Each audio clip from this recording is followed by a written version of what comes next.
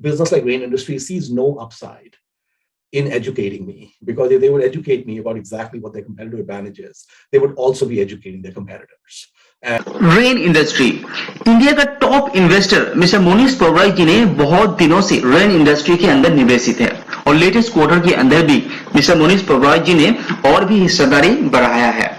तो rain industry का recently quarterly result भी आया है और अच्छा खासा रिजल्ट भी कंपनी ने डिक्लेयर किया है, लेकिन उसी रिजल्ट के साथ ही कंपनी ने यहाँ पे एक बैड न्यूज दिखाई दे रहा है, साथ ही साथ एक गुड न्यूज भी कंपनी के रिजल्ट के अंदर दिखाई दे रहे हैं। तो आज हम उसी दो पॉइंट के ऊपर बात करेंगे, क्या है रेन इंडस्ट्री के ऊपर यो गुड न्यूज और क्या है रेन इंडस्ट्री के ऊपर बैड न्यूज। तो चलिए एक एक करके दोनों ही जानते हैं।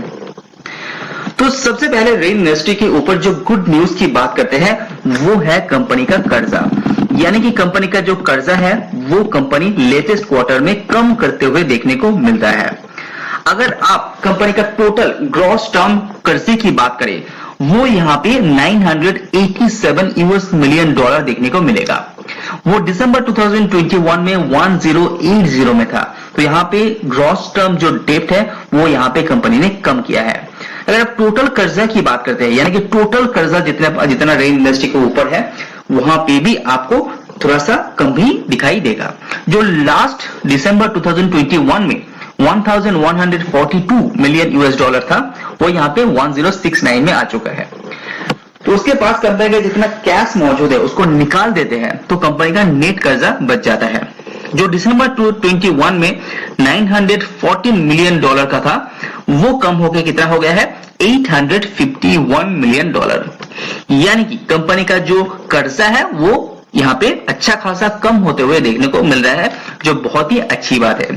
साथ ही साथ कंपनी का जो कैश फ्लो है यहाँ पे जबरदस्त तगड़ा दिखाई दे रहा है और ये अच्छा खासा पोजीशन में भी है। तो कंपनी का मैनेजमेंट का पॉजिटिवनेस यही है कि कंपनी बहुत जल्दी अपना जो कर्जा है वो धीरे धीरे कम करते हुए आपको देखने को मिलेगा। Subscribe now and press the bell icon. Company का कैश फ्लो स्ट्रांग होने के साथ साथ कंपनी अच्छा खासा पैसा यहाँ पे आउटफ्लो भी किया है। 15.68 बिलियन रुपीस यहाँ पे कंपनी ने आउटफ्लो किया है, जो लास्ट ईयर क्वार्टर से यहाँ पे बढ़ गया है। और कंपनी के कैपिटल एक्सपेंडिचर की बात करें वो 5.39 बिलियन रुपीस का किया है। और जो एक्सपेंशन है, कंपनी बहुत सारे प्रोजेक्ट को एक्सपेंशन करता है फ्यूचर ग्रोथ के लिए, वहां पे भी कंपनी अच्छा खासा पैसा यहाँ पे खर्चा किया है। साथ ही साथ कंपनी कुछ डिविडेंड के ऊपर भी कंपनी ने खर्चा किया है। तो अभी जान लेता है कि कंपनी के ऊपर जो बैड न्यूज है वो क्या है। तो लेटेस्ट जो रिजल्ट आया है उसके बाद कंपनी का कुछ बैड न्यूज उभर के आया है। तो सबसे पहले मैं बता दूं कि रेन इंडस्ट्री बेसिकली 3 सेक्टर में काम करता है। सबसे पहला है कार्बन, जहां पे कंपनी का कोर बिजनेस है। उसके बाद है एडवांस मटेरियल्स, उसके बाद है सीमेंट। तो तीनों सेगमेंट के अंदर कंपनी काम करता है। तो देखने वाली चीज ये है कि कंपनी का जो कार्बन बिजनेस है वहां पे वॉल्यूम के अंदर डी ग्रोथ आया है। अगर आप लास्ट ईयर इसी क्वार्टर से कंपेयर करेंगे तो यहाँ पे करीब 23 1000 मेट्रिक टन यहाँ पे वॉल्यूम के अंदर गिरावट आपको देखने को मिलेगा। तो इस तीनों सेगमेंट के अंदर ही डी ग्रोथ आपको देखने को मिल रहा है कार्बन के अंदर। लेकिन कंपनी का रेवेन्यू यहाँ पे ग्रो हुआ है, उसके कारण है कंपनी का जो प्रोडक्ट का प्राइस है वो कंपनी यहाँ पे बढ़ा दिया है, क्योंकि रॉ मटेरियल्स का प्राइस बढ़ गया था, इसीलिए कंपनी ने वो पास ऑन कर दिया है। अभी कंपनी का दूसरा वर्टिकल की बात करते हैं, जहां पे कंपनी का एडवांस मटेरियल्स आ जाता है। तो आप देख पा रहे हैं कि लास्ट ईयर इसी क्वार्टर से कंपेयर करते हैं तो यहाँ पे कितना गिरावट देखने को मिल रहा है वॉल्यूम के अंदर। जहां 114,000 मेट्रिक टन था वो यहाँ पे 80 में पहुंच गया है। तो वॉल्यूम के अंदर बहुत ही बड़ा एक इफेक्ट कंपनी को मिल रहा है।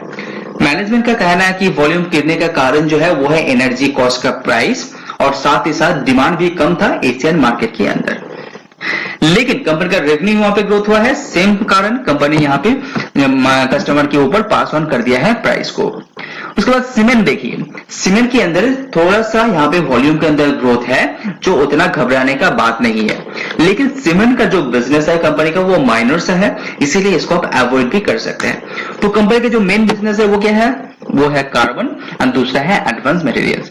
तो इस दोनों पर्टिकुलर सेक्टर के अंदर इफेक्ट डालेगा तो कंपनी लॉन्ग टर्म जो प्रोजेक्शन है वहां पे भी कंपनी का इफेक्ट डाल सकता है। तो ये हुआ कंपनी के ऊपर एक बैड न्यूज, और कर्जा कंपनी का कम हुआ है, वो है रेल इंडस्ट्री के ऊपर एक गुड न्यूज। तो अगर आप इसके अंदर निवेश करना चाहता है तो अच्छी तरह से रिसर्च कीजिए, उसके बाद ही निवेश कीजिए। हालांकि मैं आपको बता दूं इस पर्टिकुलर कंपनी अभी 4.5 पी के अंदर ट्रेड कर रहा है, लॉन्ग टर्म के लिए अच्छा दिखाई दे रहा है क्योंकि कार्बन का डिमांड यहाँ पे बढ़ रहा है, साथ ही साथ एडवांस मटेरियल्स का डिमांड भी बहुत ही जल्दी सुधर जाएगा क्योंकि एनर्जी कॉस्ट तो एक बार कम हो जाता है तो ये लॉन्ग टर्म के लिए अच्छा साबित हो सकता है। वीडियो पसंद आए तो लाइक जरूर कीजिए। आज वीडियो में इतना ही, सी यू ऑन नेक्स्ट वीडियो।